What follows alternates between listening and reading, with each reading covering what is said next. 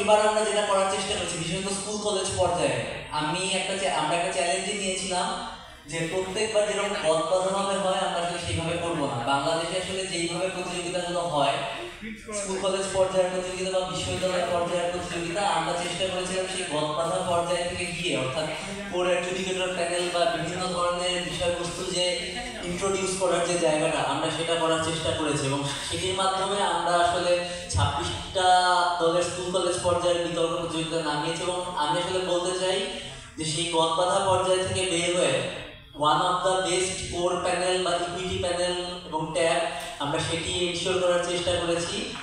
এবং বিশ্ববিদ্যালয় পর্যায়েও আমরা ইনশিওর করার চেষ্টা করেছি যে অর্গানাইজারদের যে একচ্ছত্র আধিপত্য এটির বাইরে গিয়ে কোর অ্যাডজুডিকেটর প্যানেল যে একটা বিতর্ক প্রতিযোগিতা নামাতে পারে বা যেটা হওয়া উচিত সেইটা আমরা করার চেষ্টা করেছি। তো সেই জায়গা থেকেও আমি আসলে বলতে চাই যে দ্বিতীয় সৌহার্দ্য বিতর্ক উৎসব একটা নতুনত্ব দেওয়ার চেষ্টা করেছে। কতটুকু নতুনত্ব বা কতটুকু সফলতা দিতে পেরেছে সেটা আমি জানি না, কিন্তু আমরা আমাদের জায়গা থেকে নতুনত্ব যে আনার ব্যাপারটা বা বাংলাদেশের যে একটা স্ট্যান্ডার্ড হওয়ার জায়গাটা আমরা সেই জায়গায় যাওয়ার চেষ্টা করেছি।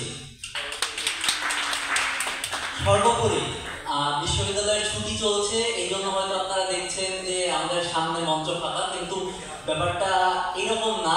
ব্যাপারটা হচ্ছে বিতর্কের আসলে অডিয়েন্স কমই থাকে এবং এটা যে কোনো জায়গায় আপনি গেলেই দেখবেন যে বিতর্কের আসলে অডিয়েন্স কমই থাকে এবং এর মধ্যেই আমরা আসলে যা পেয়েছি সেটি নিয়েই আমি আসলে সন্তুষ্ট। কারণ শীতকালীন ছুটির মাঝখানে এই রাত 8টা 30 এতগুলো মানুষ আসলে স্কুল কলেজ বিশ্ববিদ্যালয় পর্যায়ে এতগুলো মানুষ বসে আছে, এটাই আসলে অনেক বড় একটা অর্জন।